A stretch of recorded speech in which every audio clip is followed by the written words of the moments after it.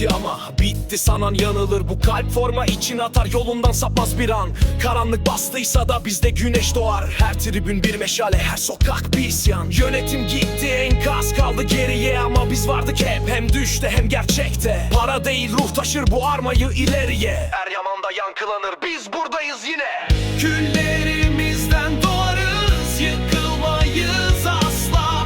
Biz Ankara güçlüyüz, vazgeçmeyiz asla. Düştüysek de kalkarız, inadına savaşla.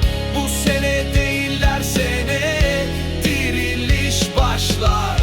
İkilik düştük belki ama onurumuz dimdik. Forma için ter değil kan döken bizdik. Mazimizi unutanlar gelsin bir sorsun, bu sevda nasıl yaşanır? Başkentten duysun gençler abiler, herkes omuz omuza. Bu sefer hikayeyi yazıyor tribün sonsuza.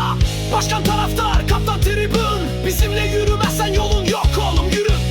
Bu bir çağrı değil, bu bir isyan. Sarı lacivert tutkuya can veren feryat. Düşsek de çıkarız hem de dimdik. Adımızı yazın, Ankara gücü geri geldi. Küllerimizden doğarız, yıkılmayız asla.